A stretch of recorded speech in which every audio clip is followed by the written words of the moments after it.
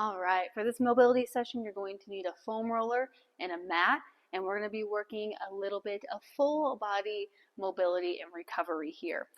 We're going to start with our hands on that foam roller. We're going to walk it out a little bit so that it's not underneath of your shoulder.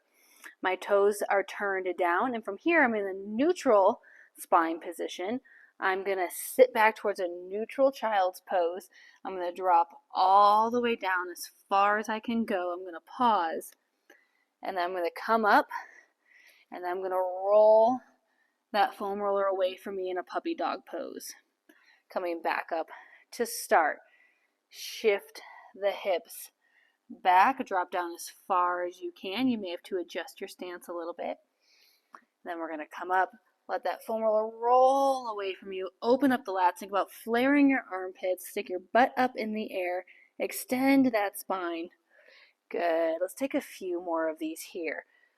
Pressing back into the hips. You may have to adjust your stance a little bit. Good. Bring it up.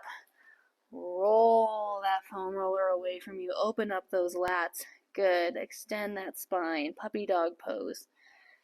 Good, good, good. One more. Sit it back into those hips. Awesome. Bring it forward. Why don't you make this a really big motion? Walk that foam roller out. Sort of a karate chop the arms. And we're going to hang out right here. Toes together. Walk the knees apart. Good. From here, we're going to sink down. Think about opening up the lats, opening up the armpits. Find your bottom position. Pause. As we come up, think about closing the armpits, slightly rounding into the back. Good. So we're doing a big extended version of a child's pose here, adding some active range of motion into it, into the lats, into that T-spine between the shoulder blades. Good. Let's take two more of these. Again, though, think of this as a guideline, not a rule book. Move with what feels good for you. Try not to force anything if it's not there. Awesome. From here, we're going to walk that foam roller towards us. I'm going to put the foam roller underneath of my left hand, my right hand. I'm going to then rotate up, about reaching it up, don't reach it back. Then we're going to bend into that left hand like a push-up, reach under, roll back towards your hips, roll towards the pinky edge side of your hand, getting that rotation behind the shoulder blade, roll up out of it, and then reach up. Let's take this a few times. Thread it under. Sit the butt towards the heels, roll towards the pinky side edge of your hand. Pause, feel it behind the shoulder blade. Good. Bring it up. Let's take two more of these. Knowing that your range of motion might be different than mine, you can move with what feels good for your body, working into your own mobility. Good. Love this one after a bike ride, after an upper body day when I'm feeling kind of tight or stiff behind the shoulder blades. Good. Simply roll that foam roller, other side. Set it up, press away from that foam roller. We're going to reach it up, a big, big extension. Bend into that hand, slide under, thread it through, roll back, pause, and then up out of it. Keeping in mind that this side might be completely different. Maybe you have more range of motion on this side. Maybe you have a little less. Good. Two more here. Reach it up, reach it tall. Thread it under. Good. Roll back towards the pinky edge side. Good, good, good. One more. It's like this is our biggest extension. Reach up. Thread it through. Get into the back of that shoulder blade. Rolling in for some range of motion. Bring it up and out. Last one through. Awesome. All right. From here, foam roller can go to the side of you. We're going to hit a tabletop position. Let's get into the back of the legs a little bit. We're going to hit tabletop, press away from the floor, get strong into the glutes, neutral pelvis, make sure that you're not tilted forward. We're going to extend that right foot behind us, and let's press the heel back. Pause for about 2-3 seconds, shift it forward onto the toe. So we're just pressing back in that nice stretch behind the calf into the ankles. Good. Press it back. Good. One more. Press it back and bring it forward. Let's switch sides here. Get nice and strong throughout the upper body and that supporting knee. and then pressing back again. Pay attention to where you've got more range of motion on one side and then the other, keeping the core pulled up and in, nice and strong. Good, let's take 2 more. Press it back, press it back, press it back, find that end range. Good, bring it forward. Last one, press it back, press it back, press it back. Perfect. All right, from here, shake the wrist out if you need. All right, we're gonna get into the posterior hip capsule, meaning the back side of your bum. So if this is your bum here, when we rotate the hip like this, internal and external rotation, you've got that muscle that goes around the outside of the hip.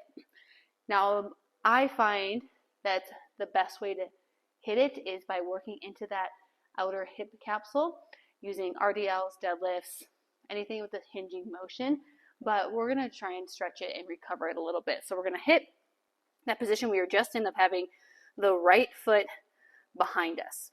Good. Now from here, take your left heel and bring it forward. You may have to adjust just a little bit. Good. Lift up that right foot and shift it to the left side like you're trying to cross your legs here. And from here, we're going to start to press the heel back just like we did, but now we're going to drop the right knee. Now think about shifting your left hip back. This might be a lot. If it's not and you can go more, you're going to pick it down to the forearms, drop the head. Good. Maybe you have to pick up the back knee and walk it away from you a little bit. Again, shifting that left hip backwards. If you want even more, hands can go out in front of you. You can untuck the left toes and start to work your head down towards the mat. We want to keep those hips bones facing forward though, as we're pressing into the outer left hip. And let's breathe right here wherever you're at. Again, your position might be different than mine. Don't force something that's not there. Good, good, good. Stretching and recovering into that outer hip capsule. Keep holding it. Keep holding it. Awesome. Awesome. Make those tiny adjustments if you need. One more big deep breath in and out. And then slowly, we're going to come out of it and back to tabletop. From here, let's move the pelvis a little bit. So we're going to dump the pelvis forward, tilt it forward, and then we're going to tuck the pelvis under. So we're trying to keep the shoulder blades nice and stable, and we're just moving that pelvis around a little bit before we hit the other side. Still pressing away from the ground with the hands. Good. All right. From here, reset. Left foot's going to come behind us. Your right foot, heel's going to swing around in front. Remember, you can always adjust this. Lift up the left foot, cross it over to the right like you're crossing your legs. Now start to shift the weight back, so press your left heel behind you. Then you'll drop into the left knee. Good. So this side is way different for me. I've got less range of motion over here. And you might have to walk your left knee back a little bit and just start to work yourself into it. So I'm going to walk my hands forward a little bit because I know eventually I want to make my way to my forearms. Good, good, good. Big deep breaths. Remember, don't force something that's not there. Start to recover down into it. Shift that right hip back this time, keeping the hip points facing forward. We don't want to rotate throughout the pelvis. We want to stretch into that posterior hip capsule, right into the meaty part of the bum, right? Good. And start to relax down into it. Good, good, good. Couple of deep breaths here. Good. Picture that posterior hip capsule, that muscle that we talked about. Good. Getting that nice targeted stretch from all the hinging, whether you're biking, doing deadlifts, bending over a lot. I don't know. One more big deep breath. And slowly making our way out of it. Good. Now from here, let's take some big cat-cows. Good. Extend the spine, lift the hips up. Then we're going to push our hands and knees into the floor. Try and make that big cat-like stretch, pushing away from the shoulder blades. Let's take this just a few more times. Big exaggerated movements here. The spine is meant to bend, to rotate, to twist, to carry load, to feel movement, to feel exercise. It's okay if your back feels things because we're putting stress on it, right? We just don't want pain in that back. Good. All right, moving back to our foam roller, we're going to hit the hip flexors in front here. Now the placement of this might be different for everybody. Anywhere between your sacrum, so your tailbone, maybe up to like your lumbar spine. Different for everyone. But we're going to lay back over it. So I'm going to get into a bridge position to start. Find my spot here. Good. Then I'm going to hug my right knee in just a little bit. Now I don't want to yank on my knee here. I'm going to start with behind my hamstring. Good. I'm going to readjust my foam roller. Then I'm going to take my left foot and let it come out in front of me. So we're getting that nice elongated stretch over those hip flexors. Remember, your hip flexors, they start in your spine, they go through the pelvis, and they attach down the front of the body. So when the back is pretty, quote unquote, tight, most of the time those hip flexors are pretty lengthened out and they're pulling that pelvis forward. This is going to get a nice active stretch down those hip flexors, which is great to do post exercise. So post bike ride, post movement, post workout. We don't want to do the stretch at the beginning of any activity. That's not going to feel good on us. But using it as a nice static stretch, maybe you pull that right knee a little closer to you. Good. We're going to get most benefit from it. You can also flex and extend that left ankle a little bit. Good, good, good.